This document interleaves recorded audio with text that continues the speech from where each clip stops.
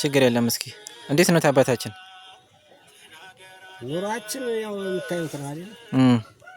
በዚህች ድንኳን ላይ ነው የምንሰቃይ። 5 ዓመታችን ነው። የምንበላው የለን፣ የምንጠጣው የለን። ያው ደካሞች ውሃ ላይታችን እየዘነበብን ከራሽን የለን፣ የምንበላው ልብስ የለን። ያው እየተሰቃየን እንገኛለን። 5 ዓመት ሙላ ማለት ነው። 5 ዓመት ሞልቶናል።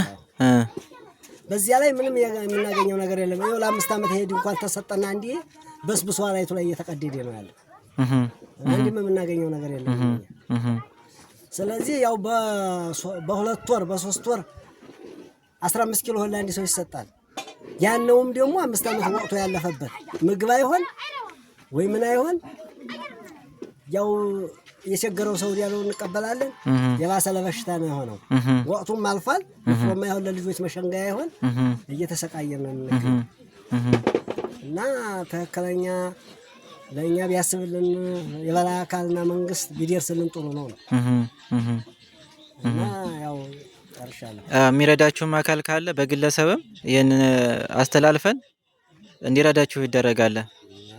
ረዲያን ካላ አሳልፉልና ለወገን ደራሽ ወገን ነው አሳልፉልና።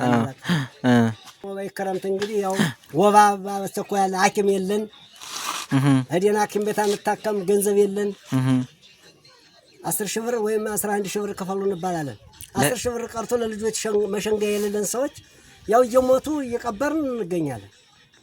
ሕክምና ስለማያገኙ ሕክምና እናገኝም። ያው የግል ነው ያለ። የግል ደግሞ የት ያገኛል? ዲሃ 10 ሺህ ብር ቀርቶ 5 ብር እየገደደን ነው። የጨው መግጃ እየገደደን ነው ለልጆቻችን እና ተቸግረን። ስለዚህ መታከም ይቻላችሁ አይደለም? መታከም አንችልም። ያው ሲሞት እየቀበርን ራብም እያሰቃየን እንገኛለን። አዎ ህፃናቶች አሉ፣ አዛውንቶች አሉ።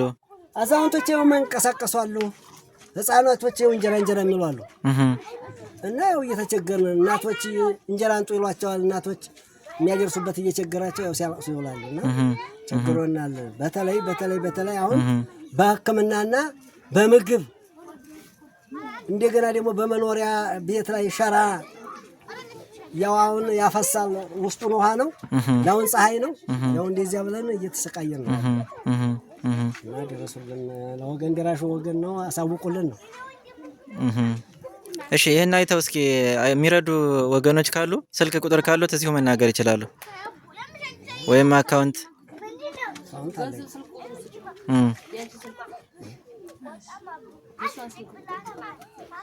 የሰው የለውትም አባታችን።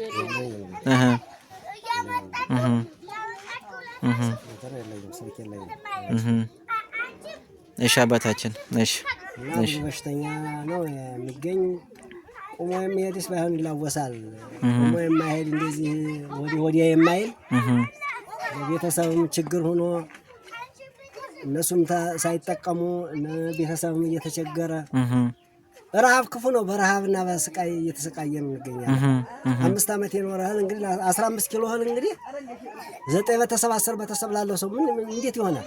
ሰውና አሁን ተብሎ ያነው ደግሞ በርበሬ መለወሻ የለውም። ንፍሮ እንኳን እንዳይሆን ወቅቱ እያለፈበት እህሉ 5 ዓመት የቆየ በቀሎ ነው እያሳየናቸው ማለት እሱ ያለ ነው የምንረዳው። ለወር ነው ይሄ 15 ኪሎ ለወር ነው ወጉ ለወር ተብሎ ይሰጣል። የምናገኘው ግን በ2 ወር አልቆ 3ኛው ሲገባ ያንኑ ማለት ነው። ያው እየራባቸው ልጆች የሚሆኑት እየሰማን እንጀራ ስጡን ይላል። በቃ እየታገንተን ነው የምንሰጣቸው። እናት ለልጇ እየታገንታት ትስጥ። ያው እንግዲህ እሺ አባታችን አይዞት። እሺ